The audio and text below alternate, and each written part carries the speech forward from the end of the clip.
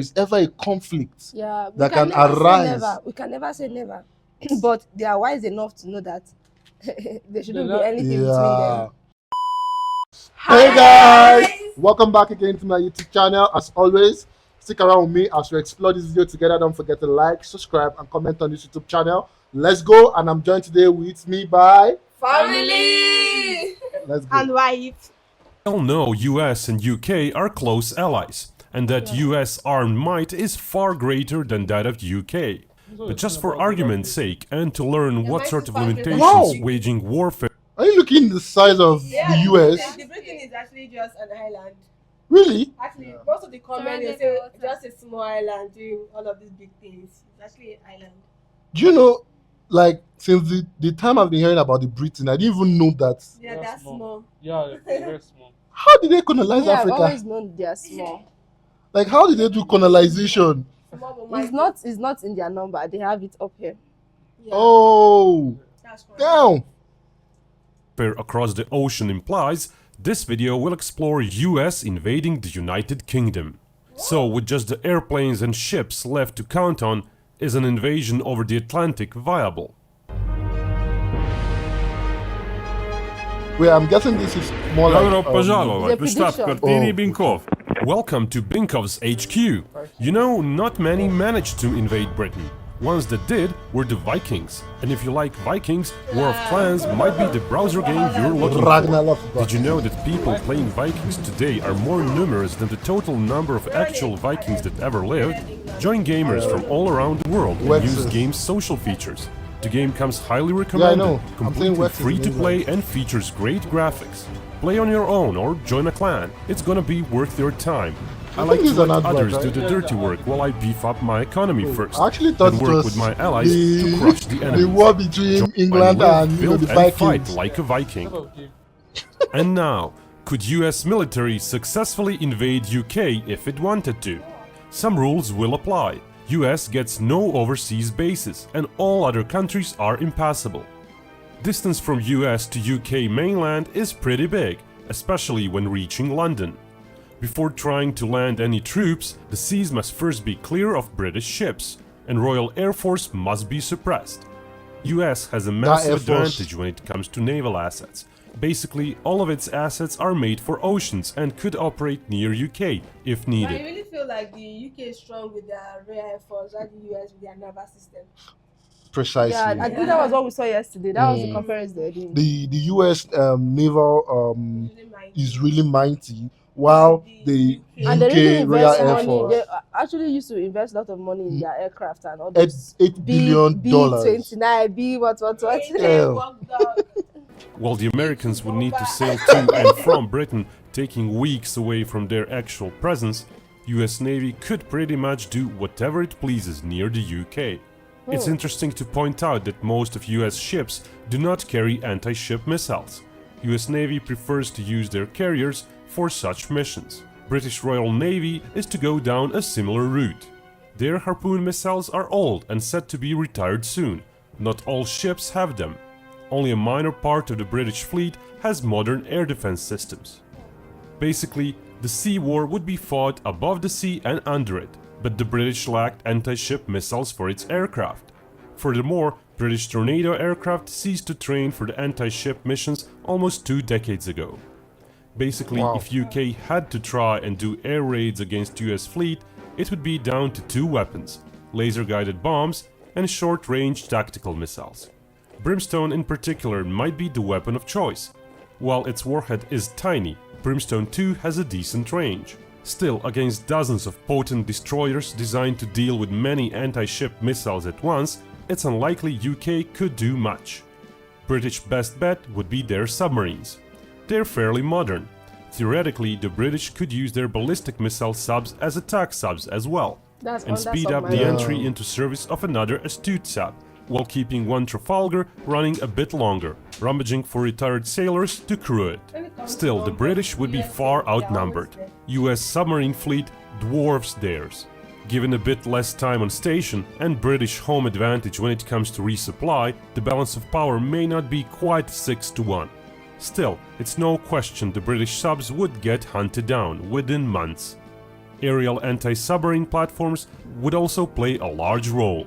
And while the British could use all their assets, even just the deployable portion of 41 helicopters, 460 Seahawk helicopter, 68 Poseidon plane, 67 Orion. Damn! When it comes to numbers, the US, they like always got stacking it. up their Yeah, their defenses. What? But I don't think the UK is to also be, taken lightly, because I remember the video we actually see on the war between the Nazi and the British. They sent fleets of, aircraft, but it was fierce. The RAF stood their ground, but at the same time, I'm still the US. US assets would be enough to force the British subs into hiding. Furthermore, US carrier-based air power would make it hard for British anti-sub helicopters to operate. The main force projection would be done by US carriers, naturally. US could choose whether to use more carriers initially and then have less available later on, or to maintain a smaller number on constant patrol. To defeat the British Air Force, the former is more likely. US nominally has 11 carriers, but only 9 air wings. It does have an additional support wing, which is a lot bigger. It may be the source of 1 or 2 more combat wings after some months of preparation. But crews aren't the only issue. Lifespan of a carrier necessarily involves lengthy maintenance periods. Important to note is that the deployable period doesn't mean the carrier can actually be on a mission the whole time. Usually 1 or 2 deployments are made during those 18 months. Missions are usually 6 to 8 months long, and several months are needed to prep the carrier and its wing for another mission. Shorter missions might give more deployments in the short term, but in the long term they would require even more maintenance for every month spent out at sea. Because of all that, it's unrealistic US would send out more than 6 carriers at once, after a few months of prep time. Similar issues would affect the aviation assault ships. Perhaps 4 to 6 could be deployed at once, after some preparations. Grand total of combat planes US Navy and Marine Corps could muster in a few months long air campaign is thus smaller than the total number of US planes. US might fly in fresh planes to replace ones that got lost. Flying them over the ocean to a carrier would be doable. 340. What could the British While the respond UK with? defending with Royal 180. Air Force is smaller than even the readily available US planes deployed on carriers. Another huge issue for the British would be their lack of air defenses. Everything they currently have are fairly low altitude systems, meaning the US would be free to bomb them from high up with guided weapons. UK would also suffer the US cruise missile barrage. While the Brits have some such missiles of their own, it's unlikely they would be used against the faraway US bases. Even the subs that could carry them would be better utilized for defense of the homeland. While not all could be launched at once, US could sustain the effort. The British Air Force would be mostly paralyzed on the ground. US has also a much bigger recon platform fleet, especially when it comes to satellites. British lack those, as in the real world they time-shape. See, in as much as we know that this is practically impossible because, because of the ally, they stand stronger together. Yeah, and again, one of the reasons I don't feel like the US would ever attack UK is because there was a video I watched recently where the UK honored the US during the 9/11. They literally played their national anthem. I don't know, you get my point. So I don't feel like there is ever a conflict that can arise. We can never say never. But they are wise enough to know that there shouldn't be anything between them.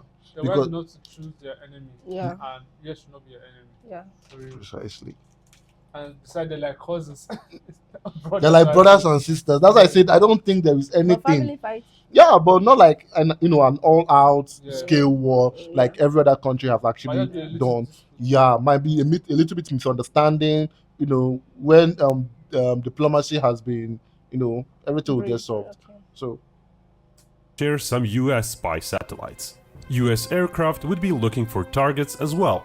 Britain would have no real means of scouting the US bases. US AWACS-type planes would be plentiful, while British ones would mostly be trapped on the ground, with runways and highways being mostly inoperative. Thus the Royal Air Force would slowly get destroyed on the ground.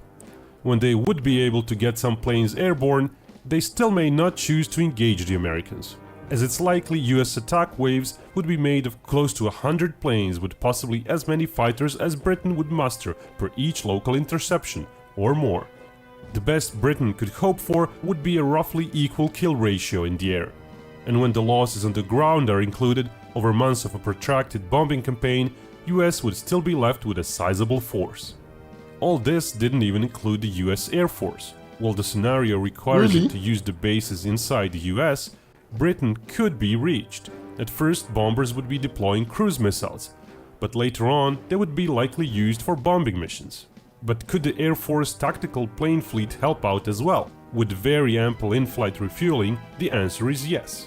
US operates the world's biggest air tanker fleet. The Hercules-based tankers, however, are too small and would use most of the fuel just to get near Britain. Still, the remainder of the fleet has a substantial fuel offload capacity, and tankers could refuel each other. Such ops may sound complex, but compared to what the British did in Falklands War, they're fairly basic.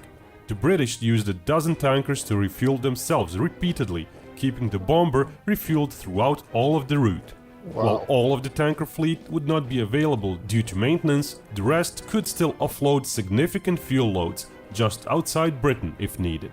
With several refuelings per plane, US Air Force could still expect to have around 400 combat planes in action practically every day. The British would really have no chance in the air. Within months, the US would have complete control of the air. And thus the second phase of the invasion might commence. By that time, British ships would be mostly dead, even if they hugged the shores and just aided in the air defenses. British submarines might hold out a bit longer, if not being used to actively hunt down US ships.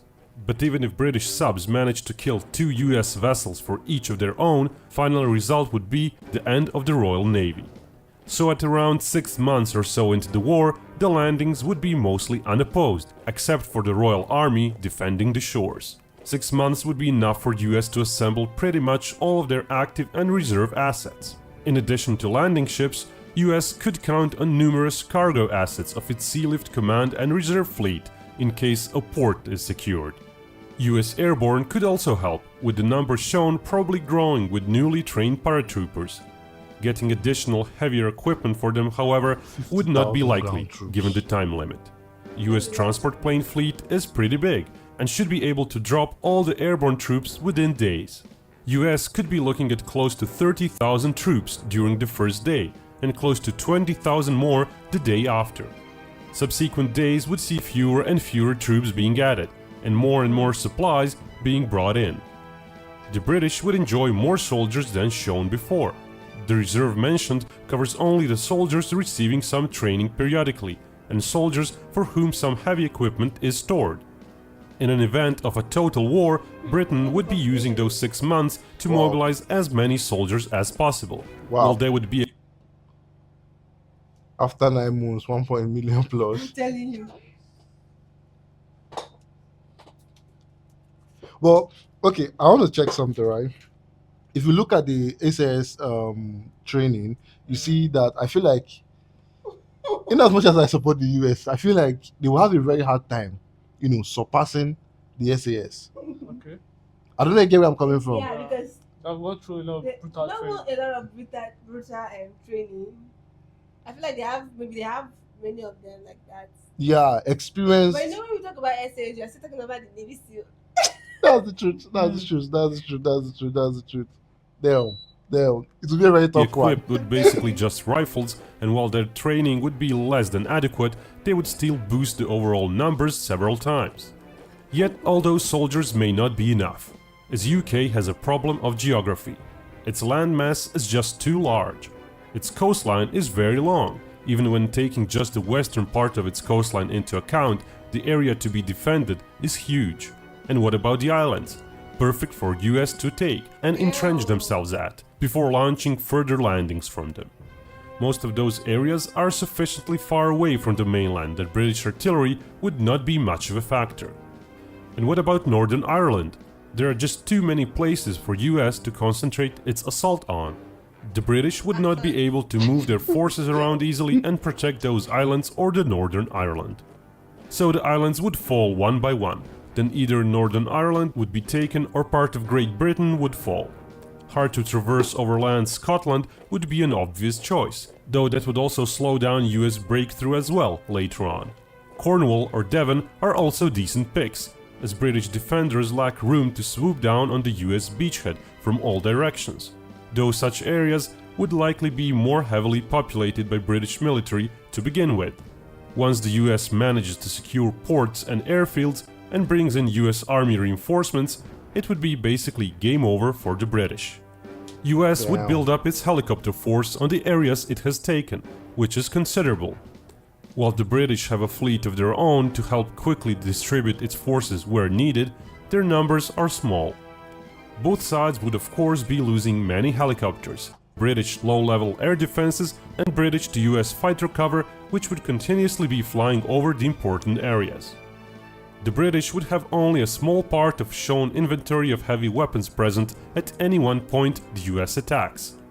While US would also not be disembarking thousands of its Abrams tanks or 10,000 of other heavy combat vehicles, the overwhelming fire support coming from various directions would more than make up for it.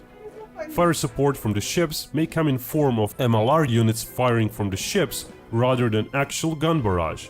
US ships still lack long-range gun rounds. Attack helicopters are another way of concentrating force in one area quickly, about drones. but again the British are far outmatched, even if they're not just talking half about of that. US numbers They are just talked present. about it right The now. The issue for Making the use of Americans drones. would be time. As the Okay, scenario different asks arsenal. what can be achieved within 1 year, US would be under pressure to progress from their multiple beachheads. Northern Ireland is likely to fall No, they within the mentioned 1 it. year time B2 limit, bomber, but B12 only bomber, minor sorry. parts of the Great Britain would be overrun by the Americans during the same time period. The British would put up a hell of a fight. Ground troop loss ratio would favor the British somewhat, but when Air Force and Navy losses are added in, where Britain would suffer more heavily, the US would come out fine. With added large chunks of conquered territory, the US could call itself a victor. Big thanks goes to all my patrons on Patreon. Without you, we wouldn't be able to make as many videos.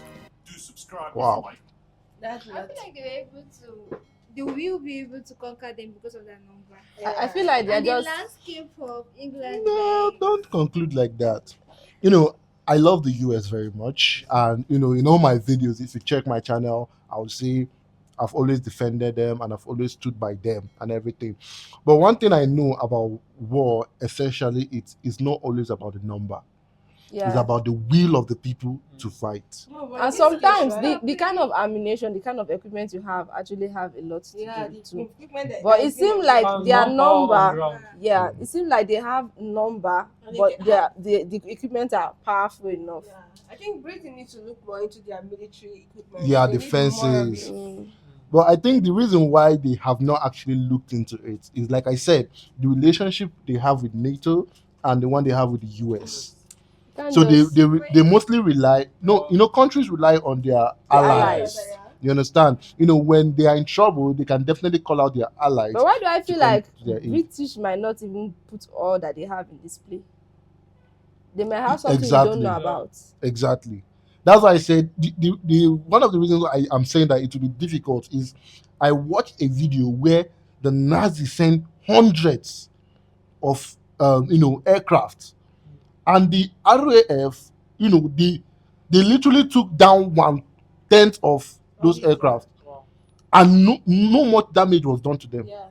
So I love the US and everything, but I have seen the US, the UK. British, In in action. Mm. I've also seen the US. I know it's going to be a very tough fight. So I'm not going to decide the winner based on number yet, Yeah. or based on aircraft or the weapons Because all these things available. are just imaginary. They're just predicting, rather. Yeah. It's not So accurate. you've not actually there is one thing they are not actually calculating for: the will of the people.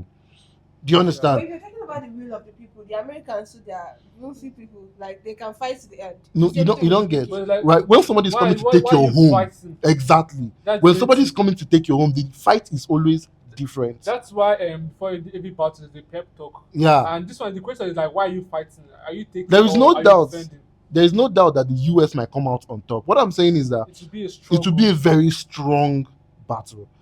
And as much as I would love for the US to win, but I don't want them to actually They ever can never attack have. UK, because Never, I love never. the US. I also love the Because UK. there's so much at stake. Yeah. You know, these are the two will I say the two superpower that actually keep the global world in balance. And there are many people looking for their downfall. position. Like Yeah. actually, they're the two people keeping the world. Freedom. Global peace. They're the one And fighting global for peace. freedom. If those people just fall out, we go back to slavery and dictatorship. Do you understand? They're not like So, basically we are saying democracy, but we don't really actually have democracy. But if they actually go, they'll not be democracy again. Thank you guys for watching with us. If you're new, please consider liking, subscribing, and tuning more to see one more of our video. I hope to see you guys at our next video. Stay safe and bye.